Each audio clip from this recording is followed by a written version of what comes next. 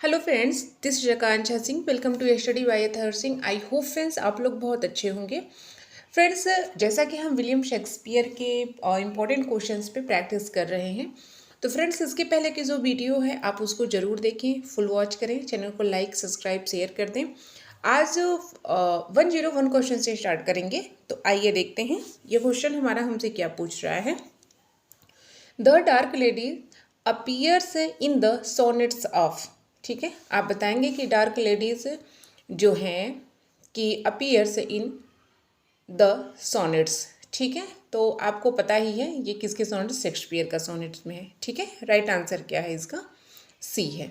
ये आपको पता ही है। डार्क लेडीज किसकी कैरेक्टर है, मैकबेथ की हैं। ठीक है, मैकबेथ की ये क्या है, वाइफ है। आइए नेक्स्ट देखते हैं। The story of as you like it has been taken from. जो स्टोरी है एज यू लाइक इट, तो इन 4 ऑप्शन में से इसका करेक्ट आंसर आप बताएंगे कि इसका करेक्ट आंसर क्या है। ए है, बी है, सी है, डी है। तो फ्रेंड्स इसका राइट आंसर है डी। ठीक है, आइए लार्ज रोजलिंड है। ठीक है, राइट आंसर इसका डी है। I love labours lost was written in imitation of. आप इसका राइट आंसर बताएंगे कि इसका राइट आंसर क्या होगा। ठीक है, ए है, बी है, सी है, डी है। तो इसका राइट आंसर है फ्रेंड्स लिलीज स्टाइल। ठीक है, क्या है, लिलीज स्टाइल है। आइए नेक्स्ट देखते हैं। Familiar in his mouth as house holds words these words appear in. इसका आप बताएंगे कि इसका राइट आंसर क्या है। ठीक है,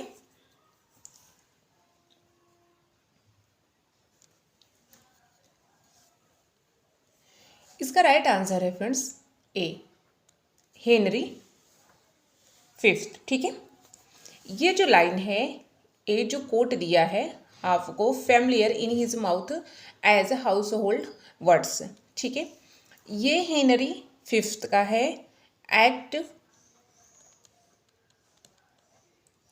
एक्ट 4 सीन 3 की ये लाइन है। ठीक है, इसके बारे में थोड़े से देख लेते हैं। इस लाइन में बहुत ज़्यादा उत्साह है और यह देशभक्ति के लिए प्रसिद्ध है। ठीक है, कि एक राजा जो अपने सैनिकों को लड़ने के लिए प्रेरित करता है कि कितनी बहादुरी से हमें लड़ाई को करना चाहिए, तो उसमें इस बात को वो प्रेरित कर रहा है। तो राइट आंसर इसका क्या है, राइट आंसर इसका ए है। ठीक है, आइए नेक्स्ट देखते हैं। 104 क्वेश्चन को देखते हैं। Familiar in his mouth as household words these words appear in. ठीक है, अच्छा ये हो गया। आइए 105 क्वेश्चन को देखते हैं। 105 क्वेश्चन हमारा हमसे क्या पूछ रहा है। Shakespeare has no heroes only heroines who said. यह किसने कहा है। ठीक है, इसका राइट आंसर आप बताएंगे कि इसको किसने कहा है। तो रस्किन। ये तो बहुत फेमस कोट है, काफ़ी बार आ चुका है। ठीक है, काफ़ी बार प्रैक्टिस भी करवा गई है इसकी। आए देखते हैं। The speech we are such is to as dream are made of is of Prospero from the Tempest it appears in. ठीक है, इसमें बताएंगे इसका राइट आंसर क्या है। ठीक है, ये देखते हैं। देखिए ये यहाँ से जो क्वेश्चंस हैं फ्रेंड्स, ये आपके जो विलियम शेक्सपियर के प्लेज हैं उनके कोट्स हैं। ठीक है, तो इसमें कोट्स हैं, उसको किसने कहा है, किस प्लेज का है, ये आपको क्वेश्चन में ही मिल जाएगा। कौन सा एक्ट है, कौन सी सीन है, उसका आपको आंसर देना है। तो आइए इसमें देखते हैं। ये क्वेश्चंस हैं, ये इंपॉर्टेंट थे इसलिए हमने इसको ले लिया है। तो आइए इसमें देखते हैं कि इसमें क्या कह रहे हैं। तो इसका जो है ये कह रहे हैं कि हम ऐसी चीज़ हैं जिससे सपने बनते हैं। ठीक है, ये प्रोस्पेरो कह रहा है। ठीक है, प्रोस्पेरो कह रहा है द टेम्पेस्ट में। ये जो लाइन है इसका राइट आंसर ए है। एक्ट 4 सीन 1 की ये लाइन है और इसको प्रोस्पेरो कर रहा है। और प्रोस्पेरो जो है, प्रोस्पेरो किसका कैरेक्टर है, द टेम्पेस्ट का है। ठीक है, राइट आंसर है इसका ए। नेक्स्ट क्वेश्चन देखते हैं। नेक्स्ट क्वेश्चन हमारा हमसे क्या पूछ रहा है। The speech to be or not to be that is the question. Is of the prince Hamlet from the play Hamlet it appears in. ये बहुत फेमस कोटेशन है हैमलेट का। इसको हेमलेट का आप एक वीडियो मेरा देखेंगे, उसमें हमने हेमलेट के जो इम्पोर्टेंट कोटेशंस हैं उसकी मैंने प्रैक्टिस करवाई है, आप उसको ज़रूर देखेंगे और ये प्रैक्टिस में भी कई बार हो चुका है। तो इसको देखते हैं, होना या नहीं होना यही प्रश्न है। ठीक है, ये कौन कह रहा है? ये हेमलेट कहता है और प्ले का नाम भी हेमलेट है। ठीक है, तो ये इसमें बताना है आपको ABCD में ये किस राइट आंसर इसका क्या है। तो इसका राइट आंसर है B. Act third scene first की ए लाइन है, इसको हेमलेट कहता है to be or not to be that is question. कह रहा है होना या नहीं होना यही प्रश्न है। इसको कौन कह रहा है? ये प्रिंस हेमलेट कह रहा है, किसमें? प्ले हेमलेट में। आइए नेक्स्ट देखते हैं the speech. One second friends, आइए देखते हैं the speech is music be the food of love play on is the duke Orsino from 12th night it appear in. इसमें आपको बताना है यह स्पीच है, ये कोटेशन की स्पीच है। ड्यूक जो है कि ओरिजिनो से कहता है और प्लेस का नाम क्या है? प्लेस का नाम है 12th नाइट। तो इन 4 ऑप्शन में से राइट आंसर बताएंगे कि इसका राइट आंसर क्या है। इसका राइट आंसर है सी। एक्ट फर्स्ट सीन फर्स्ट की ये लाइन है और ये क्या कह रहे हैं कि म्यूज़िक अगर खाना है तो उसे बजाते रहो। ठीक है, यदि संगीत का भोजन है तो उसे बजाते रहो, यही सेंस है इसका। ये 12th नाइट की है, यह ड्यूक और स्नो से इस बात को कहता है, एक्ट फर्स्ट सीन फर्स्ट में है। ठीक है, ये विलियम शेक्सपियर के प्लेस के इंपॉर्टेंट कोट्स हैं, आप इसको ध्यान देंगे। आइए नेक्स्ट देखते हैं 109 क्वेश्चन को देखते हैं। The speech friends Romans countryman lend me your ears is of Antony from Julius Caesar it appears in. इसमें आप बताएंगे कि इन 4 ऑप्शन में से राइट क्या है। ठीक है, एक्ट 5 सीन 5 की लाइन है, एक्ट 4 सीन फर्स्ट की लाइन है, एक्ट 3 सीन फर्स्ट की लाइन है, एक्ट 3 सीन सेकेंड की लाइन है। इसका राइट आंसर आप बताएंगे क्या है। ये एंटोनी जूलियस सीजर के लिए इस बात को कहता है, friends Romans countryman lend me your years. ठीक है, इस स्पीच में आप जानते हैं एंटोनी कौन है? एंटोनी सीजर का बेस्ट फ्रेंड है। ठीक है, जिसका पूरा नाम है मार्क एंटोनी। इस बात को तो सब लोग जानते हैं। जब एंटोनी सीजर का अंतिम संस्कार करता है तो वह वास्तव में उसका मतलब क्या रहता है कि वह सीजर के हत्यारों के विरुद्ध वह रोम की जनता को भड़काता है। ठीक है, तो यह किस में है? तो इसका राइट आंसर है डी। डी इसका राइट आंसर है। ठीक है, एक्ट 3 सीन सेकेंड की यह लाइन है और एंटोनी जूलियस सीजर के लिए इस बात को कहता है। राइट आंसर है इसका डी। ठीक है, आइए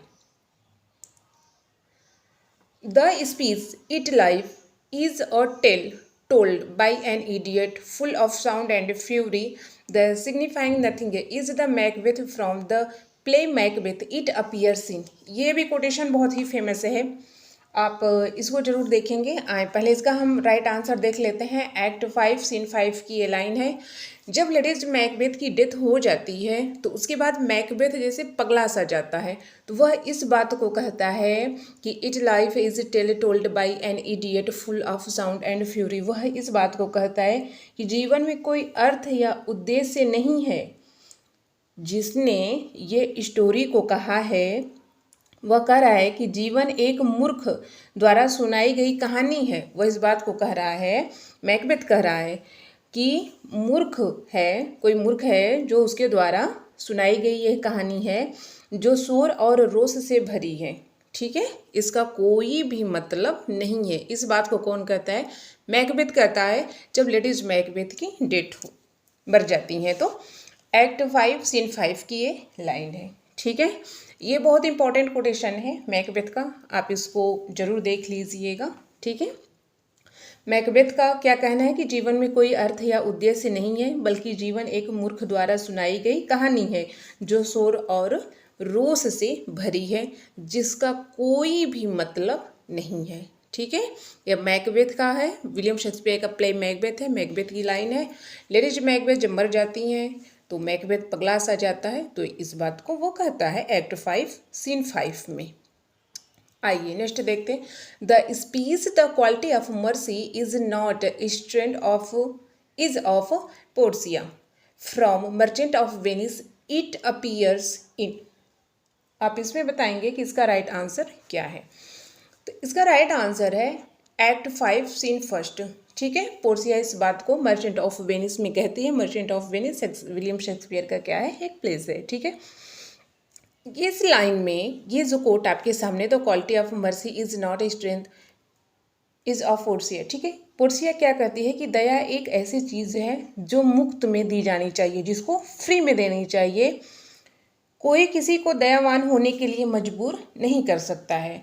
और पोर्सिया जब एक वकील का भेष में साइलॉक से एंटोनियो पर दया करने के लिए इस बात को कहती है। ठीक है, कौन कहती है? साइलॉक से एंटोनियो पर दया करने की विनती करती है। कौन विनती करती है? पोर्सिया करती है। ठीक है, राइट आंसर इसका ए है। एक्ट 4 सीन फर्स्ट की यह लाइन है। 112 को देखते हैं। The speech let Rome in Tiber melt is of Antony from Antony and Cleopatra it appears in. ठीक है, ये विलियम शेक्सपियर का प्ले है। आप जानते हैं एंटनी एंड क्लेयोपेट्रा। मैंने आपको पहले ही कहा था, ये कोट दिया गया है। कौन कहा है, किस प्ले में कहा, ये दिया गया। बस आपको कौन सा एक्ट कौन सा सीन है, बस आपको इसको बताना है। ठीक है, ठीक है, तो इसका राइट आंसर देखते हैं ए बी सी डी में। तो इसका right answer act first scene first की यह लाइन है। ठीक है, यह बात तो एंटनी कहता है, क्लेयोपेट्रा के लिए कहता है। एंटनी क्लेयोपेट्रा, जब एंटनी और क्लेयोपेट्रा जो है एलेक्जेंड्रिया में एक साथ रहते हैं, तो एक जो दूत रहता है वह समाचार लेकर, रोम से समाचार लेकर आता है कि फुलविया मर जाती है। ठीक है, लेकिन एंटनी जो है कि वह किसके साथ रहता है? क्लेयोपेट्रा के साथ रहता है। तो वह कहता है टीबर में रोम पिघल जाए, विस्तृत साम्राज्य का विशाल जो है वह गिर जाए, लेकिन वह क्लेयोपेट्रा के बिना नहीं रह सकता। और यही कारण रहता है कि उसका जो संबंध, उसका जो प्रेम है, वही विनाश का कारण बनता है। तो ये line act first scene first की है। ये जो है एंटनी और क्लेयोपेट्रा की है। इस बात को कौन कहता है? एंटनी कहता है।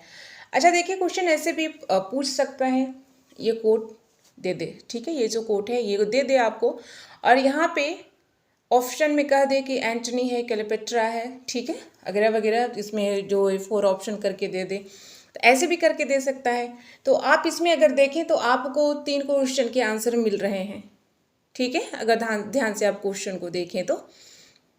आए नेक्स्ट देखते हैं 113। The speech age can not wither her nor custom stale her infinite variety is of.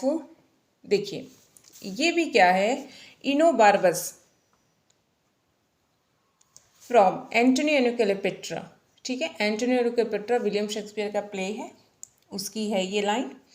तो आइए इसको देखते हैं। इसका राइट आंसर है एक्ट सेकेंड सीन सेकेंड की यह लाइन है। ठीक है, इनोबार्बस इस बात को कहता है कि एंटनी कभी भी क्लेयोपेट्रा से नहीं उब सकता है। उसकी एज बढ़ती जाए, उसकी उम्र बढ़ती जाए, उसके साथ उसका प्यार भी बढ़ता जाएगा। ठीक है, तो राइट आंसर इसका डी है। एक्ट सेकेंड सीन सेकेंड की यह लाइन है। आइए देखते हैं 114 को देखते हैं। To the only vector of these ensuing sonnets, Mr. W.H. all happiness and that eternity promised by our ever-living poet visit the well-wishing adventure in setting forth T stands for, इसी का आपको टी द, ठीक है, इसी का आपको mean बताना है कि इसका मतलब क्या है। इन 4 ऑप्शन में से आपको बताना है, ठीक है। तो इसका राइट आंसर है Thomas Thorpe, Thomas Thorpe the published, right answer है इसका बी, ठीक है। आए 115 क्वेश्चन को देखते हैं कि इसका क्या है। ही इज अ, इसको देखते हैं। He is the, sorry, he is a doctorate on Shakespeare's major tragedies. Yesterday, in the context of India, approves that he is also founder secretary of Shakespeare Society of India, 1987-1993. Shakespeare the India, Iron and Shakespeare Varied Perspectives are some of his significant publications. He is, इसमें आप बताएंगे, ये कह रहे हैं कि Shakespeare की जो मेजर ट्रेजेडी है, ठीक है, शेक्सपियर की जो मेजर ट्रेजेडी है, इंडिया भारत के, सॉरी वही इंडिया भारत के दृष्टिकोण के संबंध में एक अध्ययन पर डॉक्टरेट की उपाधि प्राप्त की, ठीक है। किसकी उपाधि प्राप्त की? डॉक्टरेट की। शायद क्वेश्चन आप थोड़ा कंफ्यूज हो जाएं, बट ये क्वेश्चन आप समझने की कोशिश कीजिए। एक कह रहे हैं कि शेक्सपियर की जो ट्रेजेडी है, ठीक है, भारत के दृष्टिकोण के संदर्भ में अध्ययन पर एक डॉक्टरेट की उपाधि प्राप्त की, ठीक है। ही also the founder and secretary of Shakespeare society India 1987-1993, ठीक है। शेक्सपियर की जो सोसाइटी ऑफ इंडिया 1987-1993 के संस्थापक सचिव थे, ठीक है, क्या थे? सचिव थे। तो अब ये देखिए, Shakespeare the India, iron and Shakespeare varied perspectives are some of his significant publication his, और कह रहे हैं कि ये जो शेक्सपियर है, इंडिया आयरन, ठीक है, वेरियड पर्सपेक्टिव्स, उसकी कुछ महत्वपूर्ण पब्लिकेशंस हैं, ठीक है। ही इज, तो वह है, तो इनमें से राइट आंसर आपको बताना है कि इसका राइट आंसर क्या है। इसका राइट आंसर है विक्रम चोपड़ा, ठीक है, विक्रम चोपड़ा, राइट आंसर इसका सी है। आई होप ये क्वेश्चन आपको समझ में आया होगा। आइए 116 को देखते हैं। 160 क्वेश्चन को देखते हैं friends. Who wrote courtesy in Shakespeare, ठीक है, हु रोट कर्ट, देखिए कर्टसी का मतलब क्या होता है? शिष्टाचार। क्या होता है? शिष्टाचार, शिष्टाचार होता है। तो आप बताएंगे कि who wrote courtesy in Shakespeare, Shakespeare courtesy, sorry शिष्टाचार है, कौन लिखा? इसका राइट आंसर आप बताएंगे फ्रेंड्स। इसका राइट आंसर है सी, मोहिनी मोहन भट्टाचार्य हैं, ठीक है। शेक्सपियर जब अपने प्लेज में फ्रेंड्स वो शिष्टाचार को डालते थे, तो इसको कौन लिखा है? तो इसको लिखे हैं मोहिनी मोहन भट्टाचार्य, राइट आंसर इसका सी है।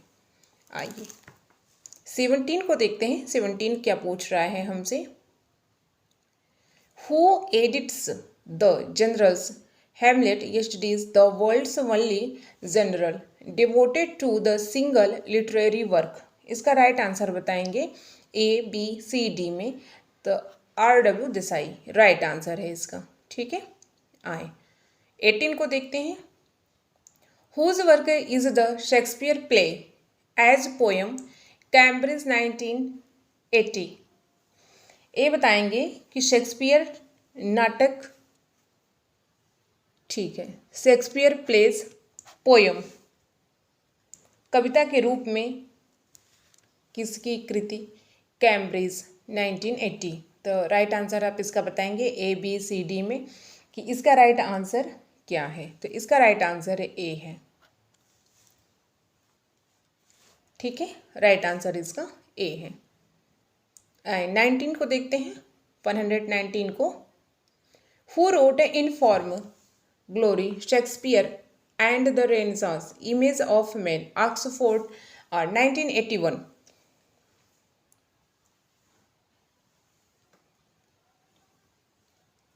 आपको ये बताना है in form glory Shakespeare and yes renaissance image of man Oxford 1981 who wrote, किसने लिखा। इसमें से राइट आंसर आपको बताना है कि इसका राइट आंसर क्या है। ए है, बी है, सी है, डी है, तो राइट आंसर है बी। ठीक है, सुकांत चौधरी, राइट आंसर है इसका बी। 120 क्वेश्चन को देखते हैं। Shakespeare become a share holder in the 2 of leading theatres, name them. ये क्वेश्चन आप तो पहले से ही जानते हैं, आई होप कि मुझे बताने की ज़रूरत नहीं है, बट फिर भी मैं बता देती हूँ आपको। शेक्सपियर के 2 प्रमुख थिएटर थे जिसमें शेयर होल्डर बन गए शेक्सपियर। तो उसका नाम बताएंगे आप, ABCD में से नाम बताएंगे। तो ग्लोब एंड ब्लैक फायर्स हैं, ठीक है, दोनों है। आइए,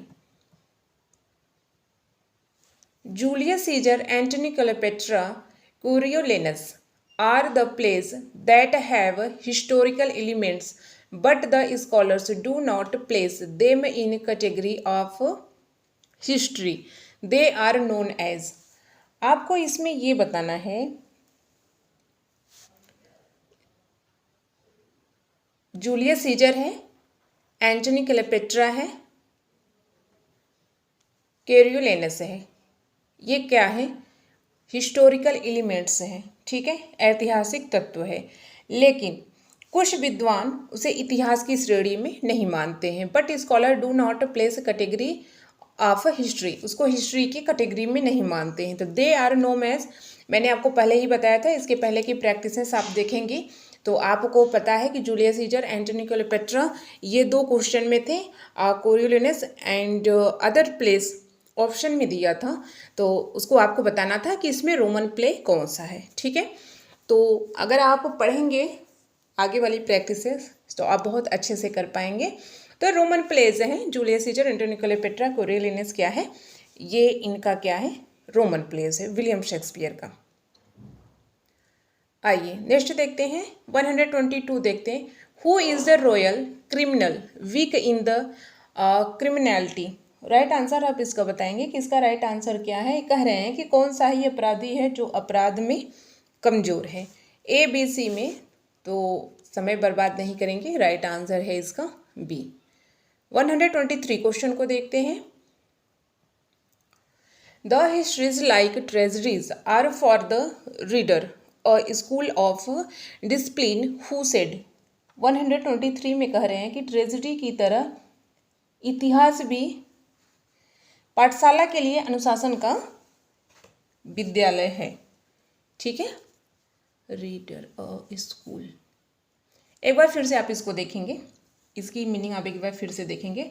ट्रेजरी की तरह इतिहास भी पाठक के लिए अनुशासन का विद्यालय है, किसने कहा था। ठीक है, ABCD में ये किसने कहा था। तो इसका राइट आंसर है Edward Dowden in Shakespeare his mind and art. Right answer इसका क्या है, ए है। आइए नेक्स्ट देखते हैं, 124 देखते हैं। Much ado about nothing, twelfth night, the merchant of Venice and as you like it are. इसमें इन 4 ऑप्शन में से आप बताएंगे कि क्या है। वीकर कॉमेडी है, बोरिंग कॉमेडीज है, सीरियस ट्रेजेडीज है, मैच्योर कॉमेडीज है। तो इसका राइट आंसर आप बताएंगे। आप प्लेस का नाम भी देखेंगे, much ado about nothing, twelfth night, the merchant of Venice, as you like it are. ठीक है, तो राइट आंसर इसका डी है, ये मैच्योर कॉमेडीज हैं।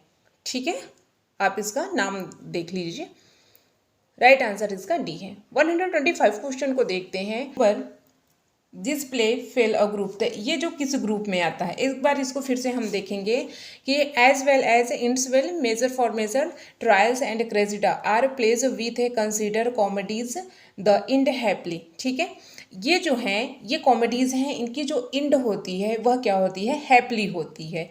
बट देखिए सामान्य स्वर में ट्रेजिडी उदासी का भाव होता है। ठीक है, जो बट जनरल टोन जो जो जनरल टोन है ट्रेजिडी का वह क्या होता है, सोम्बरनेस होता है, यानी कि वह गंभीर उदासी होती है। तो आपको ये बताना है कि this play fail in the group of, तो इस किस ग्रुप में है। तो लाइट प्लेस तो हो नहीं सकते, मेलोड्रामा हो नहीं सकते। अभी यहाँ पे मैंने आपको बताया है सोमबर। ठीक है, तो सोमबर प्लेस में है, यानी कि गंभीर उदासी इसका मतलब होता है। राइट आंसर क्या है इसका, राइट आंसर इसका सी है। आइए नेक्स्ट देखते हैं। Shakespeare's Roman plays are based on, A B C D में आप इसका राइट आंसर बताएंगे। इसका राइट आंसर क्या है, इसका राइट आंसर सी है, North translation of Plutarch lives. Right answer है इसका सी। 127 क्वेश्चन को देखते हैं। The stream of time which is continuously washing dissoluble fabrics of other poets passes without injury by the advent of Shakespeare. This is mark of Samuel Johnson's about Shakespeare in। इसका right answer आप बताएंगे कि इसका right answer क्या है। इसको Samuel Johnson ने कहा है और किसके बारे में कहा है, शेक्सपियर के बारे में कहा है। तो ए बी सी डी में आप इसका राइट आंसर बताएंगे। तो इसका राइट आंसर क्या है, preference of Shakespeare. Right answer है इसका बी। आइए नेक्स्ट देखते हैं। 128 क्वेश्चन को देखते हैं। हु कॉल्ड शेक्सपियर मेरी फ्लाउस शेक्सपियर। ठीक है, इसका मतलब होता है, मेरी फ्लाउस का मतलब होता है फ्रेंड्स मधुर। मधुर शेक्सपियर किसने कहा है, किसने कहा है, थॉमस हेवुड ने कहा है। राइट आंसर इसका ए है। ठीक है, थॉमस हेवुड ने शेक्सपियर को मेलिफ्लाउस शेक्सपियर कहा है, मधुर शेक्सपियर कहा है। आए नेक्स्ट देखते हैं। 129 क्वेश्चन को देखते हैं।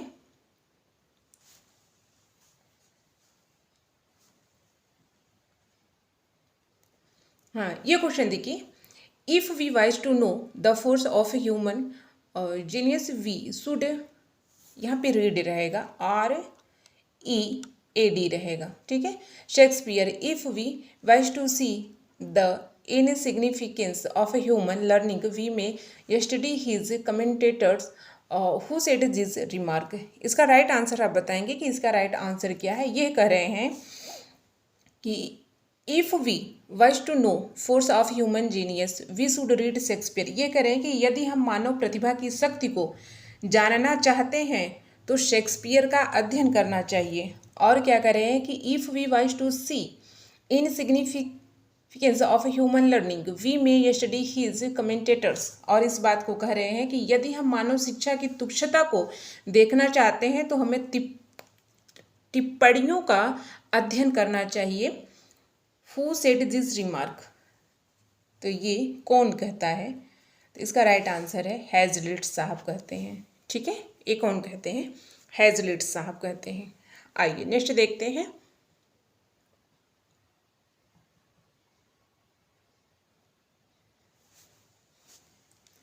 The passage of Shakespeare that we most prize were never quoted until within his century who wrote it. इसको किसने लिखा है, ABCD में आप बताएंगे। तो इसको एमर्सन साहब ने लिखा है। ठीक है फ्रेंड्स, ये रहा आज का क्वेश्चंस। ठीक है, इसमें जो है काफ़ी इंपॉर्टेंट क्वेश्चंस आपको मिलेंगे। आप पूरी तरह से अच्छे से अपनी तैयारी करिए। एग्ज़ाम होने वाला है। एग्ज़ाम अगर मान लीजिए मई जून तक नहीं होगा तो होगा ही होगा, क्योंकि आप जानते ही हैं कि काफ़ी देर हो चुका है एग्ज़ाम के लिए। तो एग्ज़ाम होना है, आप अपनी तैयारी को पूरी रखिए। मौका जब मिले आप बहुत अच्छे से, बहुत बेहतर से कर पाएँ उसको। तो फ्रेंड्स, आप लोग पढ़ते रहिए, वीडियो को लाइक करें, चैनल को सब्सक्राइब करें, शेयर भी कर दिया करें। ऐसे ही इंपॉर्टेंट क्वेश्चन के साथ फिर कल हम मिलते हैं। तब तक के लिए आप लोग पढ़ते रहें। ठीक है।